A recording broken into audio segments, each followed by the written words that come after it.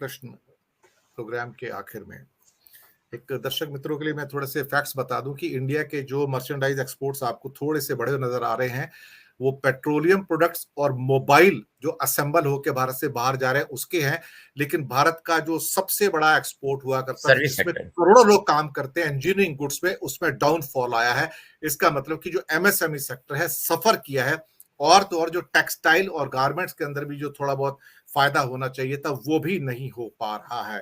खैर, मेरा आखिरी सवाल केतन भाई ये है कि इस सारे अंतरराष्ट्रीय परिप्रेक्ष्य में जहां चीन वेस्ट एशिया के अंदर इजराइल और पैलेस्टाइन के बीच में पीस कीपिंग का काम कर रहा है, सऊदी और ईरान के बीच में उन्होंने डील करवा दी है और बाकी जगह भी उसका प्रभुत्व बढ़ता जा रहा है, तो ऐसे में विदेश नीति के संदर्भ में भारत का क्या रोल रह जाता है?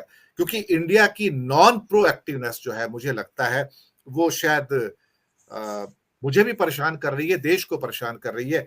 और बीच में जो हमारे विदेश मंत्री के कई वक्तव्य ऐसे आते हैं जो मुझे हैरानी होती है कि इस किस्म के वक्तव्य भारत के विदेश मंत्री कभी दिया नहीं करते थे। ये एग्रेशन जो है भारत की जो विदेश नीति है, कंसिस्टेंसी, उसके साथ कहीं भी मेल नहीं खाता है। जबकि भारत की विदेश नीति जो जिसका फॉर्मुलेशन पंडित नेहरू ने 1927 में किया था, आजादी से 20 साल पहले उनका डॉक्यूमेंट उन्होंने तैयार किया था, सोशलिस्ट कांग्रेस में जब बिल्कुल गए तब थे किया स्पेन। था। और वो आज तक वही चला आ रहा है। लेकिन जयशंकर, मुझे कभी कभी समझ नहीं आता है कि क्या वास्तव में भारत के विदेश मंत्री उन्हें क्या ऐसे स्टेटमेंट देने चाहिए इतना एग्रेसिव होके? मुझे लगता है कि ये इंडिया की इमेज को हार्म ज्यादा पहुंचाते हैं, फायदा पहुंचाने की बजाय। ये वन अप शिप का गेम तभी हो सकता है जब मिलिटरली इकोनॉमिकली आपका माइट बहुत बड़ा हो। आपका माइट तो इतना नहीं है। तो भारत की स्थिति आप सारे परिप्रेक्ष्य में किस रूप में देखते हैं आने वाले अगले 10 सालों के अंदर कि can India emerge as a real power as far as diplomacy is concern? ये ऐसा है कि शिफ्ट तो हुई है फॉरेन पॉलिसी लास्ट 2 दशक में। अब अमेरिका की ओर ज़्यादा 1990 के बाद झुकाव हो रहा है, पर एक डिप्लोमेसी में रियलिस्टिक एक्सपेक्टेशन होने चाहिए। जो पर्टिकुलरली आप देखोगे तो जापान है, इसको डिप्लोमेटिक रियलिज्म कहते हैं। वो चाइना के साथ बहुत खराब नहीं कर रहा है, पर उनका डिफेंस बजट डबल हो रहा है। उन्होंने अमेरिका के साथ भी कहा है, उनकी सब डिफेंस पॉलिसी चेंज हो रही है। तो diplomatic realism is one of the most important thing. अब फैन सिटिंग जनरली अच्छी बात है, पर एक डेसमंड टूटू का एक बहुत अच्छा कोट है कि if you are neutral in situation of injustice, you have chosen the side of oppressor. Elephant puts its foot on the tail of mouse and you are neutral. Mouse will not appreciate your neutrality. Simple है, मैं ज़्यादा heavy word तो नहीं use कर रहा हूँ, पर तो इसमें यह है कि हमें अब ये सोचना पड़ेगा कि जब अमेरिका, आपको एक चीज आपने बहुत लोगों ने मिस कर गई, क्योंकि फिर WTO में हम एक केस हार गए हैं जिसमें जापान, EU, ताइवान, उन्होंने ये केस रखा था जो हम इंसेंटिव दे रहे हैं। तो अब पहले ये नहीं होता था, तो अब ये जो है कि ये सब सटल सिग्नल होते हैं। और आपने देखा होगा कि हंगेरी और जो हिल रहा है उनको यूरोपियन यूनियन बहुत ही स्ट्रिक्ट स्टेप ले रहा है। तुर्की, वहां भी अमेरिका की काफी वो है। तो इसमें एक चीज ये होगी कि अभी ये यूक्रेन वॉर 1 साल चले, 6 महीना चले, पर उसके बाद भी जो कोल्ड वॉर है ऐसा नहीं, पर अभी ट्रेड वॉर होगा। दोनों ब्लॉक बहुत क्लियर है। तो इसमें हमें अब इंडिया का रोल यूएस के लिए बहुत इंपॉर्टेंट है, क्योंकि we are the only country के जो चाइना को काउंटर कर सकते हैं। इसलिए कुछ डिफेंस और टेक्नोलॉजी इनिशिएटिव अच्छे हुए हैं। और चाइना की जहां लीड है, particularly quantum computing, semiconductor, AI, तो ये सब में टेक्नोलॉजी ट्रांसफर हमें मिल सकती है। एप्पल के सीईओ की विजिट आपने देखी होगी, पर जितना हाई क्वांटम टेक्निक में इंडिया ने 6,000 करोड़ का बजट दिया है, लेकिन वो बजट तो सर अगले 7 साल का है सर। यानी कि साल में 600 करोड़ मिलेगा, ले दे के 700 करोड़। 700 करोड़ में क्या होगा सर इसके अंदर? इसमें यह है कि इनको ये जो पैसे हैं वो सीड मनी की तरह यूज करके प्राइवेट सेक्टर और फॉरेन डायरेक्ट इन्वेस्टमेंट। अब इसमें एक चीज है कि जो फैसिलिटेशन होगा, जैसे बोइंग ने अभी इंजन के लिए कहा है, तो जॉइंट डेवलपमेंट और डिफेंस टेक्नोलॉजी ये लॉन्ग टर्म गेम होगी। पर इसके लिए हमारे पास हाई स्किल वर्कफोर्स है। Trust in the policy, particularly कि हमारी जो फॉरेन पॉलिसी है, हमारी जो इंडस्ट्रियल पॉलिसी है, इसमें एक ट्रस्ट फैक्टर आएगा, क्योंकि कटिंग एज डिफेंस टेक्नोलॉजी आपको तभी मिलेगी जब आपने देखा होगा कि इसमें ऐसा नहीं है कि सिर्फ नहीं होता है। फ्रांस का न्यूक्लियर सबमरीन का ऑकस हुआ तो अमेरिका, यूके और ऑस्ट्रेलिया की $80 बिलियन का डील किया। फ्रांस को तकलीफ हुई, पर ये मैंने कहा ना कि बहुत निम्बल, ये वॉल्स जैसा है, आप एक स्टेप मिस कर गए पूरा आपका गड़बड़ हो जाएगा। तो इंडिया के लिए पॉसिबिलिटीज बहुत है।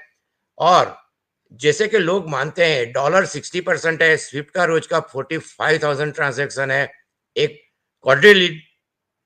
क्वाड्रिलियन डॉलर्स में उसका ट्रांजैक्शन है। तो ये सब चीजें, अमेरिका का 20 साल तक प्रभुत्व रहेगा। आपने जो कहा बैंक बैग पर चाइना का ट्रेड भी कम है, और बाकी जो करेंसी का छोटा मोटा हो रहा है उससे अगले 2 दशक तक कोई बड़ा फर्क पड़ने वाला है नहीं। वेंचर कैपिटल और ये सब अब आगे जाके बहुत इंपॉर्टेंट, इसमें हमें यूरोपियन यूनियन और अमेरिका के साथ हमारे संबंध जो जितना अच्छा हो सके, बेहतर हो सके, G20 अच्छी अपॉर्चुनिटी है। और बाकी जो है उसमें हमें ये सोचना पड़ेगा कि चाइना की जो 2049 की फॉरेन पॉलिसी है, आप एक चीज हमेशा देखिए कि जर्मनी का यूनिफिकेशन 10 साल पहले हुआ, इसराइल में जो भी अभी तबाही हो रही है, पर इन द एंड जेरूसलम के बारे में कोई भी पार्टी आएगी उनका स्टैंड वही रहेगा। तो हमें जो फॉरेन पॉलिसी बनानी है वो 2035-40 एटलीस्ट तक तो बनानी पड़ेगी। और इसमें ये पहले का जमाना नहीं रहा है। जितने भी एक्सपर्ट जो पुरानी बातें करते हैं वो सब, अब मैं एक मानता हूं कि फॉरेन पॉलिसी भी कोई स्टेटिक चीज नहीं है। History repeats, but history don't repeat in the same events and same thing. जी सो दे बिल्कुल। Have to be better historian, और हिस्ट्री का ज्ञान बहुत ही जरूरी है। तो ये मेरा मानना है कि बहुत ही क्रुशियल पीरियड है हमारे लिए। बिल्कुल आपने सही कहा है। और दर्शक मित्रों, मैं ये भी बता दूं कि भारत और रूस के बीच में पेमेंट्स को लेके बहुत प्रॉब्लम्स हो रही हैं। इंडिया ने $30 बिलियन से ज्यादा पैसे देने हैं, और रशिया ने भारत का रुपया लेने से मना कर दिया, फ्लैटली रिफ्यूज कर दिया है। और इस मामले में बांग्लादेश स्मार्ट निकला। उसने रशिया के साथ डील कर ली रूपपुर न्यूक्लियर प्लांट के बारे में। अब वो चाइनीज युआन खरीद के रशिया को युआन पे पेमेंट करेगा, तो उसका सेटलमेंट हो गया है। लेकिन भारत, शायद युआन खरीदना भारत के लिए भी प्रेस्टीज के अगेंस्ट चला जाता है, ये बड़ी दिक्कत हो रही है। तो करे क्या। तो अब रशिया की जितनी डिफेंस सप्लाईज है पिछले 6-8 महीने से पूरी रुकी हुई है, और हमारी डिफेंस फोर्सेस, लोगों को शायद मालूम नहीं होगा कि बैडली क्रिपल होती जा रही है विद एवरी पासिंग डे, क्योंकि 6 महीने से एक भी सप्लाई नहीं है। वो कहते हैं पहले पैसे दो, हम देने को तैयार है पैसे डॉलर में, लेकिन जितने भी वो उनके चैनल्स होते हैं वो एक्सेप्ट करने को तैयार नहीं है। नहीं, तो इसमें दिनेश जी एक दूसरा प्रॉब्लम है कि रशिया का 2 लाख सोल्जर यूक्रेन में मर गए हैं, काफी इंजर हुए हैं। उनका 50% आर्मामेंट यूक्रेन में तबाह हो गया है, पुरानी टैंकें भी खराब हो गई, तबाह हो गई है। तो अभी वो नॉर्थ कोरिया और ईरान से खरीद रहे हैं, नॉर्थ कोरिया से भी लेने को तैयार है। तो अब हमें सप्लाई होगा। ये मैंने एक डिबेट में कहा था कि हमारे लिए एक सबसे बड़ा $1 मिलियन क्वेश्चन ये होगा कि रशिया हमें S-400 और सब कितने दिन में सप्लाई करेगा और कब करेगा, क्योंकि उनकी खुद की जो जरूरियात है। और ये जो प्रॉब्लम है वो ग्लोबल है। अमेरिका के पास एम्यूनेशन नहीं है, यूरोप के पास एम्यूनेशन नहीं है। अभी एक ही कंट्री के पास एम्यूनेशन और आर्मामेंट है वर्ल्ड में, वो है चाइना। बाकी सभी कंट्री, यूरोप भी अभी यूक्रेन को सप्लाई करने के लिए चारों ओर से ढूंढ रहे हैं, कहीं प्रोडक्शन बढ़ा रहे हैं, पर भी फिर भी उनको ये जो पूरा वॉर अटक गया है कि यूक्रेन को सप्लाई करने के लिए भी इनके पास भी एम्यूनेशन और आर्मामेंट है नहीं। तो ये Dinesh ji problem Vostro account का है, प्रॉब्लम डिमांड सप्लाई का है, प्रोडक्शन का है। तो ऐसे में वो कहते हैं ना, एक बहुत पहले दूरदर्शन जागते रहो दूरदर्शन में। जी बिल्कुल। और दर्शक मित्रों, ये भी साथ में जोड़ दूं कि इस मामले में पाकिस्तान ज्यादा स्मार्ट निकला है। उसकी फैक्ट्रियां दिन रात काम कर रही हैं आर्मामेंट की, जो अमेरिका और यूरोपियन यूनियन के लिए हथियार बना रही हैं, ताकि उनका यूक्रेन के अंदर यूज हो सके। ये फैक्ट्रियां कई सालों से बंद पड़ी थी, अब वो खुलनी शुरू हो गई है और उनके माल बन रहा है। तो कहीं ना कहीं से इनडायरेक्ट सपोर्ट जो है नेटो की ओर से पाकिस्तान को वापस मिल रहा है। इन्हीं शब्दों के साथ दर्शक मित्रों, हम इस प्रोग्राम को समाप्त करेंगे। और केतन भाई, हम आपका शुक्रिया अदा करेंगे, आपने कीमती समय निकाला, हमारे साथ जुड़े और महत्वपूर्ण जानकारियां दर्शकों तक पहुंचाई। बहुत बहुत धन्यवाद आप सब। नमस्कार, थैंक यू।